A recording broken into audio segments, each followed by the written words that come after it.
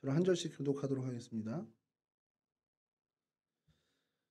르호보암이 세겜으로 갔으니 이는 온 이스라엘이 그를 왕으로 삼고자 하여 세겜에 이르렀음이더라.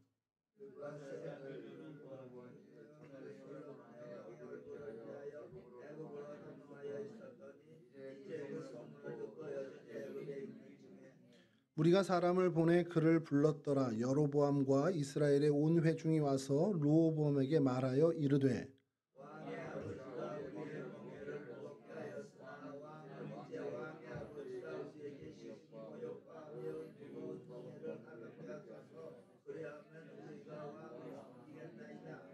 함께 하시죠.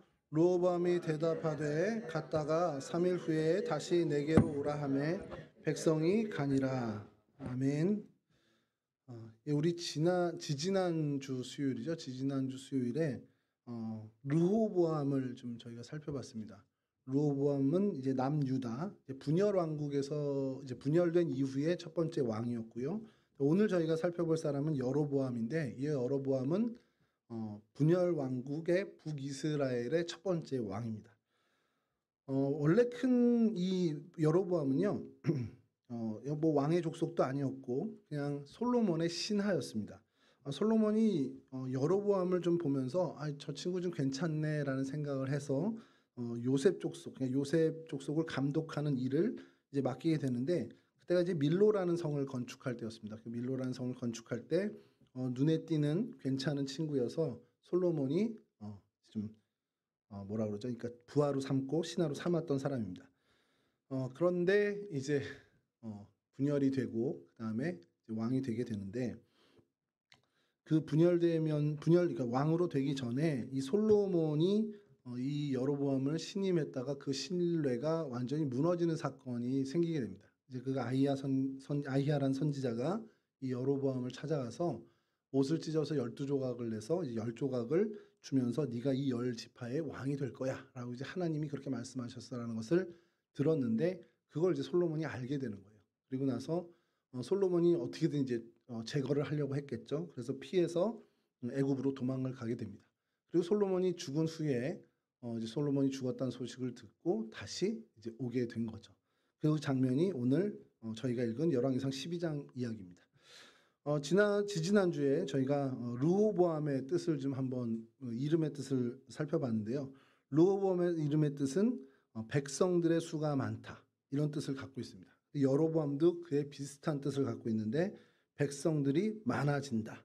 백성들을 더하소서. 그러니까 많아진다라고 서술형으로도 볼 수 있고 또 더해 주소서라는 어떤 간구 청원형으로도 볼 수가 있습니다. 에브라임 지파 출신이었습니다. 북이스라엘 그러니까 유다 지파를 제외한 다른 지파들 안에서는 이 에브라임 지파가 좀 영향력이 있었습니다. 그 배경은 한번 설명을 드렸었지만 그 야곱의 12아들 중에 진짜 장남은 르우벤이었고 그리고 어떤 영적인 계보로는 유다가 어떤 장자권을 갖고 있지만 실질적인 그 야곱에 의해서 실질적인 장자의 행세를 했던 것은 사실 애굽의 총리로 가게 됐던 요셉이었단 말이죠. 요셉이 요셉 지파라고 이름이 저희가 들어본 적은 없잖아요. 그러니까 뭐 성경에 나오긴 하는데 우리 12지파를 얘기할 때 요셉 지파가 딱 이렇게 단독으로 있지 않습니다. 이유는 요셉의 아들 둘이 각각의 지파가 돼요. 그게 에브라임 지파와 므낫세 지파입니다. 근데 사실은 이 므낫세가 에브라임보다 형인데 야곱이 본인이 그래서 그런지 모르지만 이 오른팔과 왼팔을 바꿔서 안수를 하면서 이 차자였던 에브라임이 장자가 되는 영적인 장자가 되는 그런 축복을 받게 됩니다. 그러다 보니까 이 12지파 중에 어떻게 보면 가장 실질적인 장남의 역할을 했던 요셉 지파의 장손인 에브라임, 영적 장손인 에브라임이 당연히 그런 어떤 자부심을 갖고 있었고 그래서 자꾸 주도하려고 하는 것이 있습니다. 여러분들이 사사기를 계속 좀 살펴보다 보면 에브라임 지파가 계속 그렇게 이렇게 해요. 얘기를 해서 뭔가 이렇게 나서면 또 왜 이렇게 나서 그러면서 자꾸 주도권을 가지려고 하는 모습들이 보입니다. 그러다 보니까 이 에브라임 지파가 어떻게 보면 힘이 있을 수밖에 없었고요. 이 여로보암 역시 에브라임 지파 출신이었기 때문에 사실은 북이스라엘의 왕이 될 수 있었다라는 얘기까지도 있습니다. 솔로몬이 어쨌든 어떻게 보면 눈여겨봐서 오늘로 치면 이제 정계에 입문하게 되는 눈에 띄게 되는 그런 사람이 되었다라는 게 또 아이러니한 일이기도 한데 어쨌든 그 공사의 감독관으로 데뷔를 해서 많은 사람들의 주목을 받게 되고 그래서 리더십을 이제 갖게 되는 여로보암이었습니다. 근데 이 여로보암을 평가할 때 그런 어떤 뛰어난 사람이었기도 하지만 부지런했던 사람이기 때문에 이 솔로몬의 눈에 띄었다라는 성경학자들의 이야기가 있습니다. 그러니까 이 솔로몬이 여로보암을 정말 크게 신뢰하고 그래서 밀로를 건축할 때 이 요셉 족속을 감독하는 일을 맡겼다는 것이죠. 열왕기사 11장 27절에서 28절인데요. 이걸 좀 제가 좀 읽어드리겠습니다. 그가 손을 들어 왕을 대적하는 까닭은 이러하니라. 솔로몬이 밀로를 건축하고 그의 아버지 다윗의 성읍이 무너진 것을 수축하였는데 이 사람 여로보암은 큰 용사라. 솔로몬이 이 청년의 부지런함을 보고 세워 요셉 족속의 일을 감독하게 하였더니. 그러니까 솔로몬이 주목한 것도 이 사람이 큰 용사이기도 하지만 이 부지런함을 봤다라는 겁니다. 그러니까 굉장히 어떻게 보면은 여로보암 자체는 그 인간 자체는 굉장히 괜찮은 그 뛰어난 사람이었다라는 겁니다. 그러니까 왕이 될 만한 사람이었다라고 저희가 볼 수 있다라는 것이죠. 그런데 어느 날 이제 여로보암이 아히야 선지자라는 사람을 만나게 됩니다.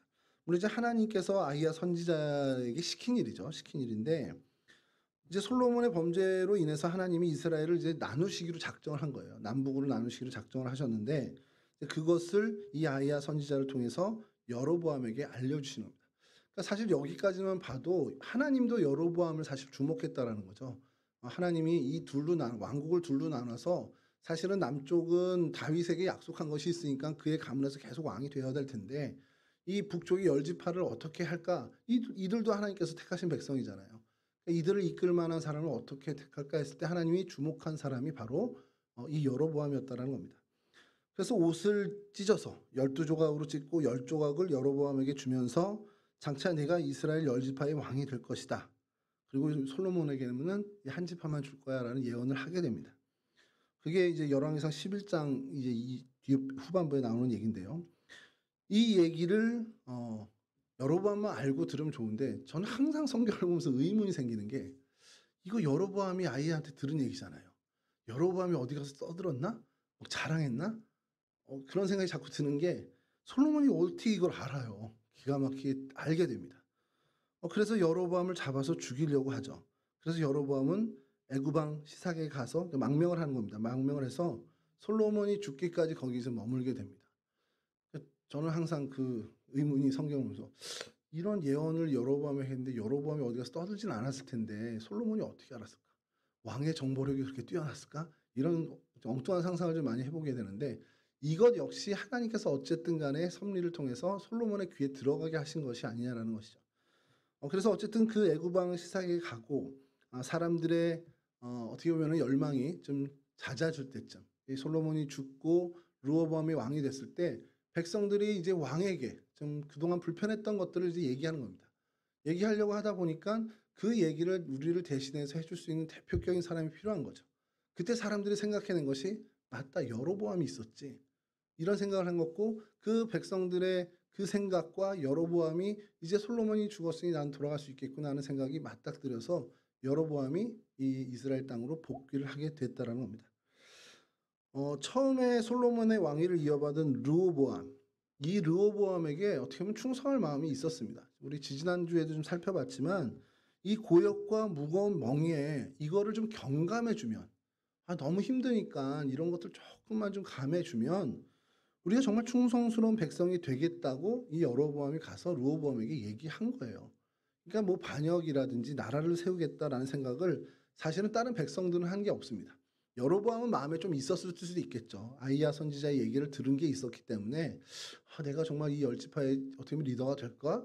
그렇게 될 수 있을까? 뭐 어떤 그런 생각들이 복잡했었을 겁니다만 다른 백성들은 여하튼 이 고역만 조금 감해준다면 이 힘든 것만 조금 면하게 해준다면 당신한테 우리 계속해서 충성을 바칠게라는 그런 정말 결연한 의지가 있었다라는 겁니다. 근데 우리가 지난주에 살펴본 것처럼 르호보암이 그것을 거절했고 결국 이스라엘 백성들은 이 여로보암을 중심으로 해서 새로운 나라를 건국하게 되고 이 여로보암을 왕으로 추대해서 북이스라엘이라는 나라를 세우게 되죠. 이게 여러분 누구의 힘으로 된 것입니까? 성경은 이 이야기를 계속해서 하면서 열왕기 역대기에서 반복적으로 하면서 결국 이 솔로몬의 실책으로 인해서 두 왕국으로 나뉘어지는데 이 여로보암이 왕이 되는 이 과정들을 계속해서 이야기하면서 이게 여로보암이 능력이 있어서 이 사람이 출중해서라는 포인트는 전혀 없고요. 오직 하나님이 이렇게 하셨다. 하나님이 이 솔로몬의 어떤 그 죄악, 솔로몬의 어떤 실책을 하나님께서 벌하시는 차원에서 그래서 이렇게 둘로 나누는데 그 와중에 그래도 리더로 세울 만한 이 여로보암을 주목해서 하나님이 세우셨다라는 겁니다. 이 이야기를 제일 어떻게 보면 강하게 깨달아야 될 사람이 누굴까요? 여로보암이 북이스라엘의 왕이 됐다. 이거 하나님이 하신 거야. 라는 것을 가장 강력하게 마음에 새겨야 될 사람이 누굴까요? 이스라엘 백성들일까요? 그 사람들도 새겨야 되겠지만 사실 하나님이 하셨다라는 이 놀라운 사실은 여로보암, 누구보다도 여로보암이 마음에 새겨야 되는 이야기라는 겁니다. 백성들의 힘으로 이루어진 것도 아니고요. 르호보암이 도와줘서 된 것도 아닙니다. 어떻게 보면 상황적으로 보면 그렇다고 할 수도 있겠지만 그러나 이 모든 일의 배후엔 하나님이 계셨다라는 것. 성경에서 계속해서 반복되는 그 초점은 하나님이 어쨌든 이 일을 이루어 가셨다라는 겁니다. 그리고 이러한 상황, 이러한 어떤 왕이 된 여로보암이 왕이 되는 이 이야기, 그래서 이건 하나님이 그 배후에 있었다라는 것을 가장 강력하게 마음에 새겨야 되는 사람은 여로보암이어야 했는데 사실 그러지 못했다라는 겁니다. 그래서 오늘 우리가 여로보암을 살필 때 그의 과오, 그의 실수를 좀 저희가 살펴보면서 교훈을 얻어야 된다는 것이죠. 하나님의 특별한 사랑 그리고 하나님의 배려에 의해서 이스라엘의 왕이 되었습니다. 그렇다면 당연히 하나님은 어떤 걸 기대하셨냐? 하나님을 우선순위에 모시고 하나님을 섬기면서 살아가는 그런 왕이 되기를 하나님은 기대하셨다라는 겁니다. 그러니까 하나님 제일주의로 살아야 하는 것이 맞는데 이 여로보암은 그러지를 못했습니다. 왕이 된 여로보암이 왜 그랬을까라는 생각을 상상력을 동원해서 해보는 거죠. 그 전에는 안 그랬을 텐데 아히야 선지자 이야기를 들을 때에도 그는 그렇죠 겸손했던 사람이고 어쨌든 백성들의 이야기를 대신해 주기 위해서 책임감을 가졌던 좀 제법 근사한 사람이었습니다. 근데 그에게 갑자기 권력이 주어져서 그 중압감을 감당을 못해서 그런 건지 어떻게 보면 마치 몸에 맞지 않는 옷을 걸친 것처럼 그가 이전의 그 어떤 모범적인 모습, 이전의 그 겸허한 모습이 없어진다라는 것이죠. 하나님은 그 여로보암에게 성경에서 계속 반복되는 표현이 다윗처럼 하나님 중심의 사람이 되어라라는 기대를 갖고 계셨습니다. 근데 자신에게 주어진 그 권력과 권세에 압도된 것 때문인지 모르지만 그런 모습을 보여주지 못하게 되죠. 아마도 그 성경에서 계속 여로보암에 대한 이야기를 할 때 이 여로보암이 두려움에 많이 좀 몰렸던 사람인 것 같은데 다 걱정거리였어요. 이 사람은 절기를 지키는 거 북이스라엘 사람들이 예루살렘 갔다가 마음 뺏기면 어떻게 이런 것까지 걱정을 했던 사람이니까요. 절기를 지키기 위해서 백성들이 예루살렘에 올라갑니다. 어쨌든 절기 때문에 올라가죠. 초막절에 제일 많이 또 올라가고 하니까. 그러니까 이제 그 북이스라엘과 남유다 경계를 넘어서 남유다의 예루살렘까지 가서 그 성전에서 예배를 드리고 제사를 지내고 북이스라엘 사람들이 다시 고향으로 돌아온단 말이에요. 그러니까 이제 어떻게 보면 지금처럼 이렇게 군사 분계선이 이렇게 있는 게 아니니까 자유롭게 좀 가는 경우가 있단 말이에요. 예루살렘에 가니까 이 백성들이 가면서 거기서 마음을 뺏겨서 르호보암에게 충성을 하게 되는 거 아닐까? 그런 걱정을 하는 겁니다. 그 걱정이 어떤 악수를 두게 하느냐? 여로보암이 이제 범죄를 하게 되는데요. 크게 4가지의 범죄를 하게 되는데 그 첫 번째 이 범죄가 이 두려움의 마음에서부터 시작이 됩니다. 금송아지를 만들어서요. 단과 베델에 둡니다. 백성들이 절기를 지키기 위해서 예루살렘에 가는 것을 어떻게 보면 막고 싶은 거예요. 야, 거기까지 갈 필요 없다. 우리 애굽에서 우리를 인도하신 하나님이 여기 계신데 어디 거기까지 갈 필요 있냐 하고서 금송아지를 만들어서 단과 베델에 두고 정말 하나님의 어떻게 보면은 하나님이 저 송아지 타고 계시다 이렇게 설명을 했을 수도 있겠지만 예루살렘에 있는 그 언약궤 거기에 버금가는 상징이라고 계속해서 의도해서 만들어내는 겁니다. 하나님의 임재를 상징하는 성전 그리고 그 언약궤에 버금가는 그런 어떤 것들을 만들어내는 것이 바로 이 금송아지였다라는 것이죠. 그래서 금송아지를 만들어서 이스라엘 백성들에게 그러니까 북이스라엘 백성들에게 계속해서 우리의 조상들을 애굽 땅에서 인도낸 신이시다 그러면서 계속 홍보를 하는 겁니다. 지금 상상이 좀 되는 거예요. 얼마나 정말 홍보를 했을까? 그리고 실제로 이스라엘 백성들이 예루살렘이 아닌 단과 베델에 가서 제사를 지내기 시작합니다. 그러니까 엄청난 홍보를 한 거겠죠. 그러면서 이제 산당들을 계속해서 지었고요. 이 일을 위해서 산당을 지었고, 또 이제 그가 실수한 세 번째로 실수한 것이 뭐냐? 잘못한 것이 뭐냐면 제사장을 이제 세워야 되는데 레위 지파의 어떤 제사장 계열에서 계속해서 세습을 시켜서 레위 지파에서 제사장이 나와야 되는데 그 율례를 완전히 무시하고 자신이 제사장을 임의로 정해서 세웁니다. 지파에 상관없이. 그리고 그로 하여금 제사를 집례하게 하는 거죠. 그러니까 이게 정말 어떻게 보면은 이제는 뭐 하나님이 주신 율법, 특별히 이제 제사의 율례에 대해서 완전히 무시하게 되는, 뭐 그럴 수밖에 없죠. 성전도 무시하고 어떻게 보면은 제사의 과정도 다 무시하다 보니까 제사장을 세우는 것 역시도 별로 그렇게 의미를 안 가졌을 수 있습니다. 오로지 정치적인 목적으로 이 북이스라엘의 백성들이 남유다 예루살렘에 가지 못하도록만 하는 것이 목적이다 보니까 그냥 아무나, 레위 지파가 아닌 아무나에게 제사장을 맡기고 그 임명을 하게 된다라는 것이죠. 그런데 또 하나 더 가관인 것은 여러분 우리가 잘 알듯이 초막절이 이제 유대력을 7월 15일이에요. 7월 달 전체가 사실은 어떻게 보면 절기인데 7월 그 첫째 날이 나팔절이라고 해서 나팔을 불며 이제 쉬는 절기고 10일이 대속죄일이죠. 그래서 7월 10일 속죄일로 지키고 그리고 7월 15일부터 일주일간 초막절을 지킵니다. 그러니까 이때 7월 이제 7월의 이제 상반부는 사실 이스라엘 백성들이 절기 때문에 이제 뭐 예루살렘에 갈 수밖에 없는 상황이 되겠죠. 그러니까 이거를 어떻게 정말 뭐가 불안했는지 이걸 막고 싶었던 거예요. 그래서 뭐 말씀드린 것처럼 금송아지도 만들고 산당도 짓고 제사장들을 막 세워가지고 이렇게 하는데 그러기에도 좀 부족하다 보니까 뭘 하냐? 절기를 바꿉니다. 말도 안 되는 일이 벌어지는 거죠. 그래서 8월 15일을 절기로 세우고 선포하고 8월 15일을 절기로 이제 여호와의 절기로 정해서 그 북이스라엘이 지키기 시작하는 거예요. 그러니까 하나님이 정하신 절기까지도 자기 마음대로 바꾸는 범죄를 저지르게 됐습니다. 저는 이 모습을 보면서 이전의 여로보암의 모습은 전혀 연결이 안 되는 거예요. 아무리 왕이 됐어도 어떻게 이렇게까지 할까? 그래서 가만히 생각해 보니까 이따 결론에도 말씀드리지만 이 사람의 자리가 이동된 것 외에는 바뀐 게 없잖아요. 그가 정말 많은 사람들의 어떤 리더십, 많은 사람들을 이끄는 리더십을 갖고 했던 것도 비슷합니다. 그리고 그 사람들의 대변에서 르호보암에게 가서 백성들의 의견을 전달하는 그런 대표성을 가졌던 것도 비슷합니다. 그리고 뭐 하나님께서 정말 지명해서 그 부지런함을 보고 그의 용사됨을 보고 왕으로 택해 주신 것까지도 비슷한데 왜 이렇게 정말 말도 안 되는, 요즘 청년 애들 표현대로 얼척없는 이런 선택을 하게 되냐라는 거죠. 결국 그가 바뀐 것은 그의 자리뿐인데 그 바뀐 자리가 어떤 자리냐? 온갖 권력이 다 집중되는, 부와 권세, 명예가 집중되는 자리였습니다. 그러면 결국엔 이 부와 권세와 명예가 집중된 자리가 하나님과의 관계를 회방한 것, 하나님과의 관계를 깨버린 것 아니냐라고 우리가 생각할 수 있다는 것이죠.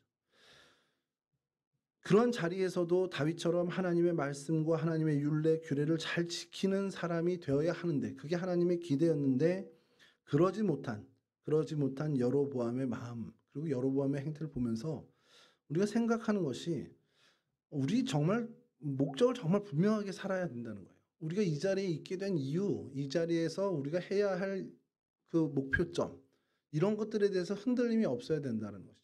하나님이 내가 이 자리를 허락하신 것이라면 그게 정말 하나님이 허락하신 것이라면 하나님이 왜 이 자리를 허락했을까라는 생각을 우리가 놓치지 않아야 한다는 겁니다. 그래서 그 자리를 통해서 하나님은 우리에게 원하시는 것이겠죠. 뭐 대개의 경우가 하나님께 영광 돌리는, 하나님을 영화롭게 하는 것이 그 자리에 우리가 해야 될 목적일 거라는 겁니다. 우리가 해야 될 일이겠죠. 하나님의 나라와 하나님의 의를 드높이는 것, 그것을 우선으로 생각하는, 그래서 하나님의 의가 드러나게끔 하는 삶을 살아야 하는 것이 사실 그 자리에 우리가 서게 됐을 때 왜라는 질문의 답일 수 있다는 겁니다. 그러니까 우리가 선명한 태도를 좀 가져야 되는 것이 하나님의 삶의 그 선명한 기준, 하나님을 우선순위에 모시고 그 기준을 갖고 사는 것에 대해서 우리가 자칫 잘못하면 이 여로보암처럼 그것을 다 놓쳐버리는 수가 생길 수 있다는 겁니다. 자, 이런 어떤 악행을 보고서 하나님께서 그래도 여로보암을 좀 불쌍히 여기셔서 경고를 하면서 기회를 주십니다. 하나님으로부터 소명을 받은 사람이 유대 땅에서부터 이 베델까지 올라오게 되는데요. 베델에 올라온 그때에 마침 여로보암이 이 베델에서 제단을 쌓고 분향하는 그 타이밍에 딱 마주하게 됩니다. 그러니까 그 여로보암 왕이 분향하는 모습을 이 하나님의 사람이 보면서 이렇게 외치는데요. 열왕기상 13장 2절에서 3절 말씀입니다. 제가 좀 읽어드릴게요. 하나님의 사람이 제단을 향하여 여호와의 말씀으로 외쳐 이르되 제단아 제단아 여호와께서 이와 같이 말씀하시기를 다윗의 집에 요시야라 이름하는 아들을 낳으리니 그가 내 위에 분향하는 산당 제사장을 내 위에서 제물로 바칠 것이요 또 사람의 뼈를 내 위에 사르리라 하셨느니라. 그날에 그가 징조를 들어 이르되 이는 여호와께서 말씀하신 징조라 제단이 갈라지며 그 위에 있는 재가 쏟아지리라. 이렇게 말합니다. 자, 이 얘기를 들으니까 여로보암이 이제 화가 난 거겠죠. 그래서 손을 뻗으면서 잡아라 이렇게 한 거예요. 그러자 손이 말라버립니다. 이렇게 마비가 되면서 이렇게 가늘어지는 거죠. 그 성경에서 뭐 정확히 어떻게 됐는지 표현하지만 손을 쓸 수 없게 된 겁니다. 근데 이 여로보암도 엄청나게 놀란 거죠. 그렇게 되자마자 여로보암이 얼른 하나님의 사람을 찾아가서 다시 부탁을 합니다. 은혜를 구해서 내 손이 다시 성하게 기도해 달라고 부탁을 하죠. 그때 하나님의 사람이 하나님께 은혜를 구합니다. 그 자리에서 직접 구합니다. 그러자 이 손이 다시 회복됩니다. 그래서 여로보암이 그 자리에서 이제 그 하나님 사람에게 뭐 대접을 하겠다 이렇게 하는데 이 하나님의 사람이 얘기하는 게 나는 하나님의 명령을 듣고 여기 왔고 하나님이 네가 거기 가서는 먹지도 마시지도 말아라 이렇게 하나님이 말씀하셨다 그래서 이제 거절을 하는데요. 여러분 이 정도 되면은 사실 여로보암이 그 하나님의 사람을 대접하는 거를 뭐 넘어서서 그 자리에서 꿇어 엎드려서 정말 통회하고 자복해야 되는 게 맞는 그림이라는 거죠. 아, 하나님이 오죽 내가 이렇게 하고 있는 게 좀 문제가 돼서 이 북이스라엘에 있는 선지자들이 아니라 정말 남유다에 있는 하나님의 사람까지 불러서 나를 이렇게 경고하시고 나를 이렇게 일깨워 주시는구나. 얼른 알아차려야 한다라는 겁니다. 근데 이미 교만해진 이 여로보암이요. 자기의 체면이 더 중요했는지 모르지만 그 자리가 더 중요했는지 모르지만 어떤 행위도 이 어떤 회개의 모습, 자복하는 모습을 보이질 않습니다. 하나님 경고 자체를 무시하고 오히려 하나님의 사람에게 뭔가 어떻게 보면 뇌물성의 어떤 그 대접을 하려고 하는 거죠. 이렇게 뇌물을 줘서 먹고 마시게 하면서 나를 위해서 좀 축복해다오 뭐 이렇게 한단 말이에요. 그러니까 이런 어떤 전혀 하나님이 경고를 한 하나님의 의도에 무색할 정도의 모습을 보이게 된다라는 겁니다. 여러분 여기서 우리가 어떤 교훈을 얻을 수 있을까라는 생각을 좀 해보면요. 어떻게 보면 하나님 이미 마음이 그 하나님을 떠난 사람은 이러한 징조나 경고를 봐도 이게 징조인지 경고인지도 모를 수 있겠다라는 생각을 하는 겁니다. 그래도 하나님과 끈이 좀 다 있고 그래도 하나님에 대한 생각이 조금 있어서 그냥 죄책감을 갖고 이렇게 살아가는 사람은 뭔가 하나님의 경고와 하나님의 어떤 징조를 보면 아이고 하나님이 나를 깨우치시는구나. 하나님이 나한테 이제 경고하시는구나. 이렇게 깨달아야 되는데 아예 그냥 하나님에 대한 마음이 떠난 사람은 그게 경고인지 그게 하나님의 징조인지 아무 신경도 안 쓴다는 거예요. 그러니까 사도 바울이 성경에 표현한 것처럼 마음에 이미 화인 맞은 사람처럼 돼버린 겁니다. 아무것도 깨닫지 못합니다. 그러니까 자극이 없는 거예요. 하나님이 어떠한 건 은혜를 줘도 은혜도 모르고 어떤 하나님이 경고를 해도 경고도 모르는 여로보암이 이미 그렇게 되었다라는 것. 그러니까 여러분 우리가 뭐 여로보암보다 뛰어난 사람이 아니잖아요. 아니 이게 저만 그런가요? 여로보암보다 우리가 나은 사람이 분명히 아닙니다. 그러면 우리도 언제든지 그럴 가능성이 있는 사람들이에요. 여로보암이 왕 위에 올라갔기 때문에 그렇게 됐다라면 우리는 여로보암보다 못한 사람들이기 때문에 왕 위까지 안 가고 그에 훨씬 못 미치는 권력과 어떤 부여와 명예의 자리에 올라갔을 때 우리도 그렇게 될 수 있다라는 거예요. 양심에 화인 맞은 사람처럼 하나님의 은혜를 은혜로도 모르고 하나님의 경고를 경고로도 인식하지 못하는 그런 가능성이 우리에게 있다라는 겁니다. 그러니까 어떻게 해야 됩니까? 매일매일 우리가 하나님과 하나님께 집중하고 그래서 이게 하나님이 주신 은혜인지 이게 하나님이 우리에게 경고를 주시는 것인지 계속해서 민감한 마음으로 하나님께 집중해야 한다는 것이죠. 그리고 우리가 만약에 잘못하고 범죄하는 길을 걸어갔을 때 하나님이 우리에게 회개할 기회를 주신다면 그 자리에서 바로 회개하고 엎드리고 자복해야 한다는 겁니다. 빠르면 빠를수록 좋은 게 회개라고 하더라고요. 빠르고 빠를수록 좋은 게 하나님 앞에 자복하는 것이라고 합니다. 즉시 회개하고 돌아가는 것. 그런 것에 정말 발빠른 사람들이 되는 게 우리 크리스찬의 사실 목표라는 것이죠. 거기에 계산이 들어가면 안 됩니다. 아 이거 좀 이렇게 하다가 그다음에 이렇게 요거 이룬 다음에 그때 하나님 앞에 돌아갈까? 어떤 이런 인간적인 계산이나 그런 편법이나 그런 생각들이 들어가는 게 아니라 정말 하나님이 알게 하신 그날 그 시간에 하나님께 자복하고 돌이키는 것이 우리에게 필요하다는 것이죠. 하나님 요거 쪼끔만요. 여기 요번 달에 그 계약만 마치고 제가 하나님 돌이키고 회개하고 하나님께로 다시 돌아가겠습니다. 하나님 요거만 제가 딱 마치고 그다음부터 제가 열심히 교회 다닐게요. 이러한 것들이 안 된다는 거예요. 그게 '아 이게 잘못된 거구나. 아 하나님이 나를 돌아오라고 하시는구나.'라는 것이 느껴졌다면 그 즉시로 하나님께 돌아가야 되는 것이 우리에게 필요하다라는 겁니다. 그러니까 즉각적인 회개, 즉각적인 어떻게 보면 자복 그것을 위해서 우리가 더욱더 민감한 어떤 그런 영적인 그런 민감성을 갖는 그러한 사람들로 살아가야 한다는 것이죠. 어 이제 이러한 여로보암을 보면서 하나님이 다시 한번 기회를 주는데 여로보암의 아들을 하나님이 치시면서 경고를 주시고 돌이키려는 마지막 경고를 주십니다. 여로보암의 아들이었던 아비야라는 그 인물이 있습니다. 그 아비야가 병이 들게 됐어요. 이게 이제 하나님의 경고인데 성경에서 얘기할 때 사실은 이게 사실 우리가 받은 제일 안 좋은 경고입니다. 이 사람이 살아가면서 자녀를 통해서 하나님이 경고하시는 것이 사실 어 한 번도 경험 안 하면 안 할수록 좋은 것이죠. 이 여로보암을 하나님께서 어쨌든 간에 하다 안 되니까 이제 자녀를 통해서 경고를 하시는데 이제 자녀가 아프게 돼요. 여로보암이 그것을 보면서 정신을 차려야 되는데 그러질 못하고 어떻게 행동하냐면 자신의 아내 이제 왕후죠. 왕후를 시켜서 변장을 하고 실로에 있는 그전에 자신이 이스라엘의 왕이 될 거라고 예언했던 아히야 선지자에게 물으라고 보냅니다. 변장을 시킨다라는 게 뭐냐면 왕후가 아닌 것처럼 그러니까 여로보암의 아내가 아닌 것처럼 가서 이 아이가 어떻게 될지 선지자에게 물으라고 이제 보내는 거죠. 자신의 아내를 시켜서 변장을 하고 실로에 있는 선지자 아히야에게 가서 그 아들이 어떻게 될지를 물어보라는 거예요. 여러분 그 아이가 어떻게 될지 물어보라는 게 왜 중요합니까? 그냥 아이가 아프고 그렇다면 빨리 하나님 앞에 엎드려야죠. 그리고 자복해야죠. 다윗과 참 많이 비교되는 모습이 또 여기서 드러나는데요. 그리고 자신의 신분을 숨길 이유가 뭐가 있습니까? 왜 이렇게 자리에 연연하는지 모르겠는데 그 어쨌든 신분까지 숨기고 가게 돼요. 다급한 상황에 사실은 선지자한테 가서 "나 여로보암입니다. 아히야 선지자님 하나님 앞에 범죄했습니다. 하나님이 나를 경고하시는데 우리 아이를 좀 살려 주십시오." 그냥 가면 되는 거죠. 그게 무슨 체면이 필요합니까? 근데 그런 어떤 거 다 무시하고 그냥 이제 또 편법을 쓰는 거죠. 사실 뭐 다윗 같은 경우는 이제 그 범죄로 인해서 아이가 아플 때 그냥 하나님 앞에 엎드리죠. 이 여로보암도 그래야 됩니다. 가서 "내가 잘못했습니다. 내가 어리석었으니까 내가 잠깐 정신이 뭔가 팔려서 정신없이 살았으니까 내가 하나님 이 잘못을 깨닫고 왔으니 나를 용서해 주십시오."라고 하나님 앞에 엎드렸어야 된다라는 것이죠. 근데 그렇게 하지 않고 계산을 또 하게 된 거죠. 그래서 왕후는 여로보암이 시킨 대로 변장을 하고 이 아히야 선지자에게 아이를 데리고 갑니다. 성경은 이 장면을 기록하는데요. 어떻게 기록하냐면 당시에 이 아히야 선지자가 이제 나이가 많아져서 이제 눈이 어두워진 겁니다. 그래서 사람을 잘 알아보지 못하는 상태라는 거예요. 그걸 아마 여로보암도 좀 알았던 것 같아요. 그러니까 이제 왕후를 보내면서 왕후가 아닌 척하라는 얘기를 했겠죠.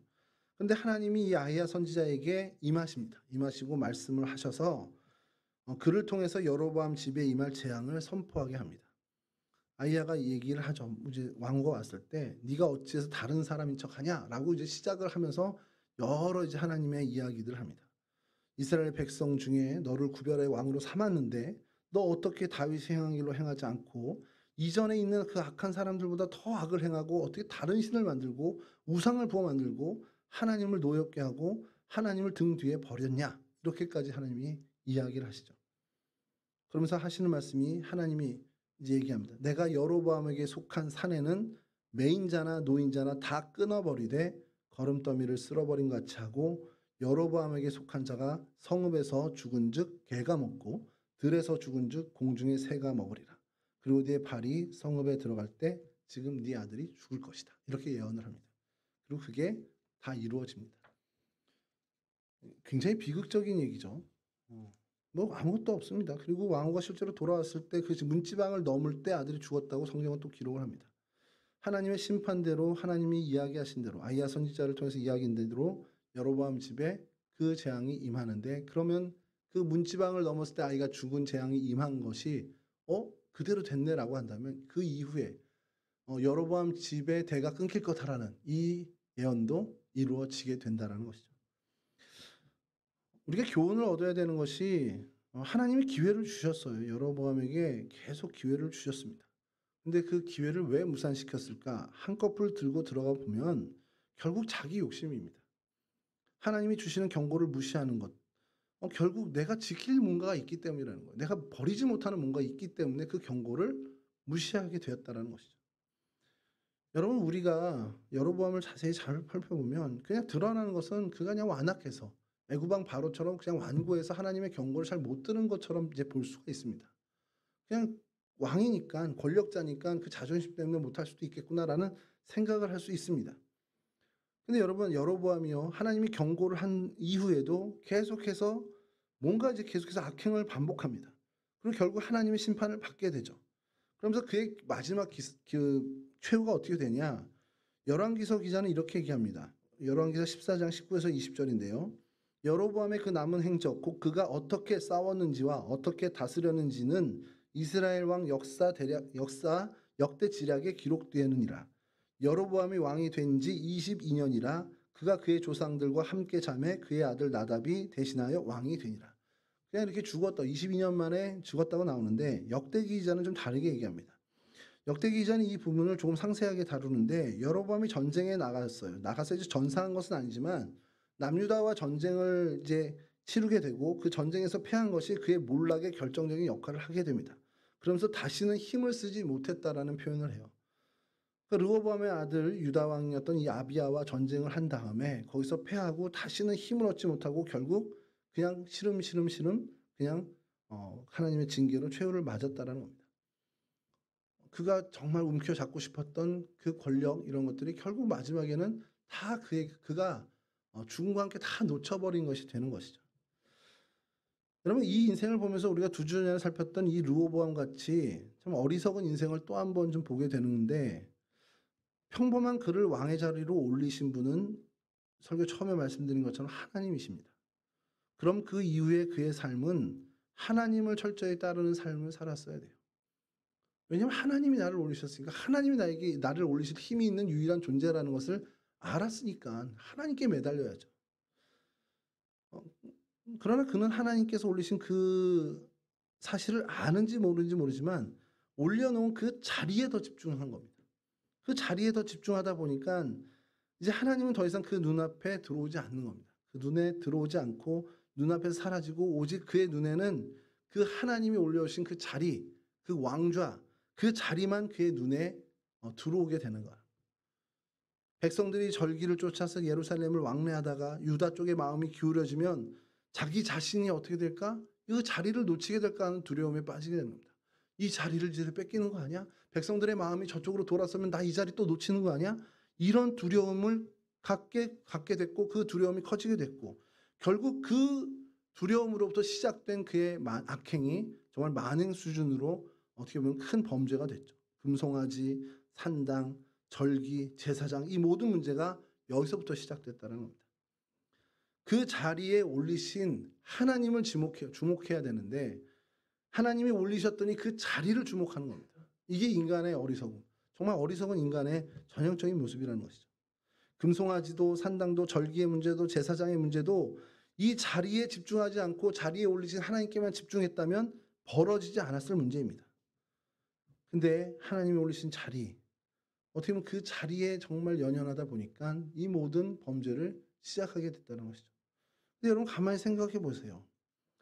그 자리에 올리신 게 하나님이면 그 자리에서 내리실 수 있는 것도 하나님입니다. 우리가 자꾸 놓치는데, 하나님이 이렇게 주실 수 있는 능력이 되시는 분이면 그것을 다 불어 없애실 수 있는 능력도 갖고 계신 분이라는 거예요. 그러면 정말 3살짜리에도 알 거예요. 그 힘이 하나님께 있다면 누구 비율을 맞추고 살아야 됩니까? 하나님이 이거 줬으니까 이거 쥐고 있으면 안 뺏깁니까? 제가 요즘 아들하고 또 실갱이를 하는데, 예전에 김창주 장로님 말씀을 듣고 제가 많이 유해져서 아들하고 별로 이제 실갱이가 참 없었거든요. 근데 이제 조금 다시 이제 느슨해져서 다시 실갱이가 시작되는데 제가 이렇게 준 게 있어요. 좋은 거. 저 아이가 탐내던 것을 이제 줘서 너무 기뻐했습니다. 제가 준 거잖아요. 그러면 그걸 뺏을 수 있는 것도 저잖아요. 에어팟이라는 거거든요. 언제든지 제가 뺏을 수 있습니다. 그럼 이 녀석이 좀 똑똑하면 누구 비율을 맞춰야겠습니까? 저를 맞춰야죠. 그거 숨겨놓는다고 안 뺏겠습니까, 제가? 그럼 연결 끊어버리면 되는 건데. 그러니까 제가 여로보암을 보면서 그 생각을 하는 거예요. 이 자리에 올리신 게 하나님이면 이 자리를 쥐고 있어봐야 소용없는 거예요. 하나님 뺏으면 뺏기는 거거든요. 이 자리에 올리는 그 능력이 계신 하나님이면 하나님을 붙잡아야죠. 이 자리가 정말 탐난다면 정말 이거 놓치고 싶지 않다 하더라도 하나님을 붙잡았어야죠. 그러니까 이거 완전히 어리석은 사람일 수밖에 없다는 겁니다. 하나님이 올리신 자리, 하나님께서 내리시면 그냥 끝입니다. 여러분 자리를 잃고 만약에 자리를 잃다 하더라도 하나님을 놓치지 않으면요. 그 인생은 살아요. 우리가 뭐 다 놓쳐도 다 잃어도 하나님 놓치지 않고 하나님만 붙잡을 수 있으면 그 인생은 어쨌든 살 수 있는 인생이 됩니다. 근데 반대로 다 차지해요. 뭐 그 다 차지해도 하나님 한 분 놓쳐요. 하나님 한 분 잃어요. 그럼 그건 망하는 인생이 됩니다. 내가 서 있는 자리, 명예, 소유 그것들 다 없어져도 우리 하나님 놓치지 않으면 됩니다. 그럼 우리는 살 수 있습니다. 근데 하나님 놓치면 내 명예, 내 재산, 내 건강, 내 지위 그 모든 것들이 아무리 풍족하게 있어도 우리는 망한 인생이 되는 겁니다. 여러분 이게 진리예요. 성경은 계속해서 우리에게 이걸 반복적으로 가르쳐주고 있습니다. 네 인생에서 진짜 중요한 게 뭔데? 네가 진짜 뭘 붙잡아야 살 수 있는 건데 그걸 계속해서 깨닫게 해주십니다. 근데 우리는 자꾸 현혹돼요. 오늘 여로보암도 그렇고 2주 전에 살폈던 르호보암도 그렇고요. 아무리 왕이면 뭐합니까? 왕이 되면 뭐예요? 최고의 권력자면 뭐합니까? 하나님 놓쳐서 그냥 하나님 놓친 거 그 하나로 그냥 망해버렸는데 딴 거 없잖아요. 그 사람들이 왜 망했습니까? 하나님 놓쳐서 망한 거예요. 성경 속의 인물들을 계속해서 우리가 수요일에 살펴보는데 살펴보면서 우리가 깨달아야 되는 정말 중요한 진리 중에 하나는 바로 이겁니다. 결국 우리 인생은 하나님을 붙잡아야만 된다는 겁니다. 하나님을 붙잡은 인생은 어찌되었든 승리하는 인간이 그런 승리하는 사람이 되었다는 겁니다.